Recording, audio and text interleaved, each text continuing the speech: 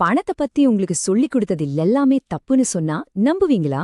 இன்னைக்கு நாம ராபர்ட் கியோசாக்கியோட ரிச் டேட் புவர் டேட் புத்தகத்துல இருந்து நம்ம வாழ்க்கையே மாத்தக்கூடிய சில பாடங்களை பார்க்க போறோம். இது லட்சக்கணக்கான மக்களோட பணத்தை பற்றிய சிந்தனைய மொத்தமா மாத்தின ஒரு புத்தகம்.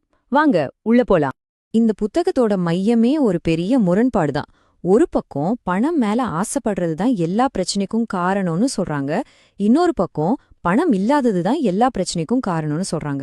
இந்த ரெண்டு எதிரெதிரான கருத்துக்கள் தான் ரெண்டு வித்தியாசமான அப்பாக்கள் மூலமா நமக்கு சொல்லப்படுது. இந்த புத்தகத்தோட ஆசிரியர் ராபர்ட் கியோசாகிக்கு ரெண்டு அப்பாக்கள் இருந்தாங்க. அதாவது ஒருத்தர் அவரோட சொந்த அப்பா, நல்லா படிச்ச ஒரு நிரந்தரமான வேலையில இருந்தவர், அவருதான் ஏழை அப்பான்னு சொல்றாரு. இன்னொருத்தர் அவரோட நண்பரோட அப்பா, ஸ்கூல பாதியில நிறுத்தின ஒரு பிசினஸ்மேன், அவரை பணக்கார அப்பான்னு சொல்றாரு. பணத்தை பத்தின இதுங்களோட ரெண்டு பேரோட சிந்தனைகளும் தான் ராபர்ட்டோட வாழ்க்கைய மொத்தமா மாத்துச்சு. சரி, நம்மள பலரை பணப்பிரச்சனையிலேயே வச்சிருக்கிற அந்த பொறி என்ன? இந்த புத்தகம் அதை எலிப்பந்தயம், அதாவது ரேட் ரேஸ்னு சொல்லுது. இது ஒரு முடிவே இல்லாத வட்டம். இதுல சிக்கிக்கிட்டா நம்மால உண்மையான செல்வத்தை உருவாக்கவே முடியாது. இந்த எலிப்பந்தயத்துக்கு ரெண்டே ரெண்டு உணர்ச்சிகள் தான் காரணம். ஒன்னு பயம், இன்னொன்னு ஆசை. நம்ம கிட்ட போதுமான பணம் இல்லாம போயிடுமோங்கிற பயம் நம்மள கடினமா வேலை செய்ய வைக்குது. ஆனா சம்பளம் கைக்கு வந்ததும் ஆசை வந்துடுது. பணத்தால வாங்க முடியற எல்லா பொருளையும் வாங்கணும்னு தோணுது. கடைசியில அந்த கேரட்டை துரத்துற கழுத மாதிரி ஒரே இடத்துல ஓடிக்கிட்டே இருக்கும், ஆனா எங்கேயுமே போய் சேர்றதில்ல. பாத்தீங்கன்னா நம்ம பலரோட வாழ்க்கை இப்படிதான் இருக்கு. முதல்ல ஒரு வேலைக்கு போறோம், சம்பளம் வாங்குறோம். அதுல ஒரு பெரிய பங்கு வரியா, வீட்டு வாடகையா, செலவாவே போடுது. மிச்சம் இருக்கிற பணத்துல வீடு, கார்னு சில விஷயங்களை வாங்குறோம், அதெல்லாம் சொத்துன்னு நினைச்சு.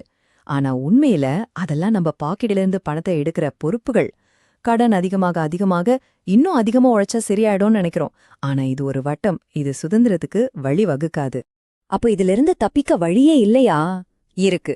பணக்கார அப்பா சொல்ற தீர்வு இன்னும் அதிகமா சம்பாதிக்கிறது இல்ல, அதுக்கும் மேல ரொம்ப அடிப்படையான ஒரு விஷயம். அதுதான் நிதி சார்ந்த கல்வி, அதாவது ஃபினான்ஷியல் லிட்ரஸி. இங்கதான் ஒரு முக்கியமான விஷயத்தை நாம புரிஞ்சுக்கணும். பணப்பிரச்சனைக்கு காரணம் நீங்க எவ்ளோ சம்பாதிக்கிறீங்கன்றதில்ல, உங்களுக்கு பணத்தை பத்தி எவ்ளோ தெரியுங்கிறது தான். நம்ம பள்ளிக்கூடத்துல பணத்தை பத்தி கத்துக்கிறதில்ல, நம்ம வீட்ல தான் கத்துக்கிறோம். நம்ம பெற்றோரே பண விஷயத்துல கஷ்டப்பட்டு இருந்தா அதே மனநிலையும் பழக்கத்தையும் நமக்கும் கத்துக் கொடுத்திருக்க வாய்ப்பு அதிகம். இது நம்மள முதல் விதிக்கு கூட்டிட்டு வருது. இதுதான் இந்த முழு புத்தகத்தோட மையக்கரு. இந்த ஒரு விஷயத்த மட்டும் நீங்க சரியா புரிஞ்சுக்கிட்டா போதும். அது என்னன்னா, சொத்துனா என்ன, பொறுப்புனா என்னங்கிற வித்தியாசத்தை நீங்க தெளிவா தெரிஞ்சுக்கணும். பணக்கார அப்பாவோட விளக்கம் ரொம்ப ரொம்ப சிம்பிள்.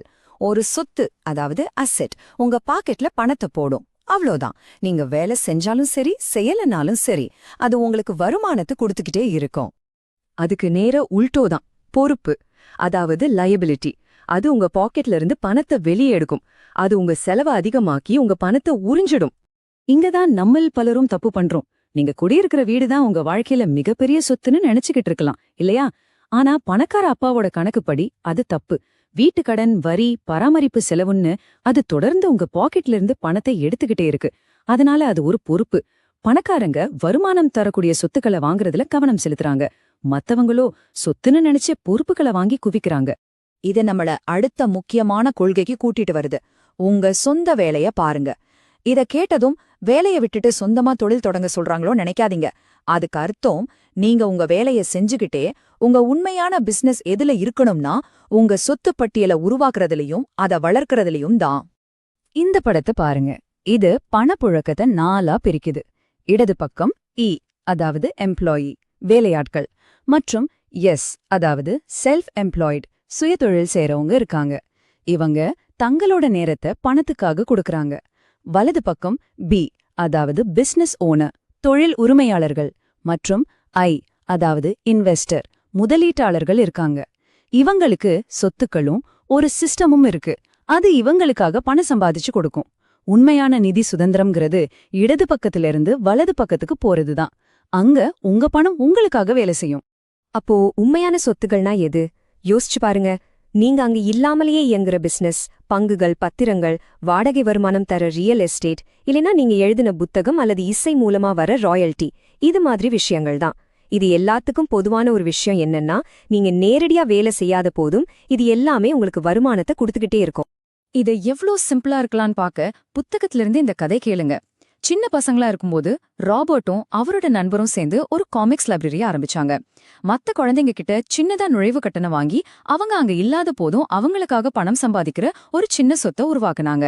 இது எவ்ளோ சின்ன விஷயமா இருந்தாலும் இதுல ஒரு பெரிய பாடம் இருக்கு. கடைசியா இந்த எல்லா திட்டங்களும் விதிகளும் எங்க வந்து நிக்குது தெரியுமா? உங்க கையில தான். உங்க நிதி எதிர்காலத்தை தீர்மானிக்கிறது உங்க சம்பளம் இல்ல, உங்க கையில இருக்கிற பணத்தை வச்சு நீங்க எடுக்கிற முடிவுகள் தான். செல்வத்தை பத்தின இந்த சக்தி வாய்ந்த ஒரு புதிய வரையறைய பாருங்க. செல்வம்னா என்ன? பேங்க்ல கோடிக்கணக்குல பணம் வச்சிருக்கிறது இல்ல. உண்மையான செல்வங்கிறது நேரத்தோட அளவுகோல். நீங்க இன்னைக்கு வேலை செய்யறத நிறுத்துனா உங்க சொத்துக்கள் மூலமா வர வருமானத்தை வச்சு உங்களால எவ்ளோ நாள் தாக்கு பிடிக்க முடியும்? அதுதான் உங்க நிதி சுதந்திரத்தோட உண்மையான அளவு. இது உங்ககிட்ட இருக்கிற சொத்துக்கள்லயே மிக மிக சக்தி வாய்ந்தது எதுங்கிற கேள்விக்கு நம்மள கூட்டிட்டு வருது. அது உங்க மூளைதான். உங்க நிதி அறிவை வளர்த்துக்க நீங்க செய்யற முதலீடு தான் உங்களுக்கு மிகச்சிறந்த வருமானத்தை கொடுக்கும்.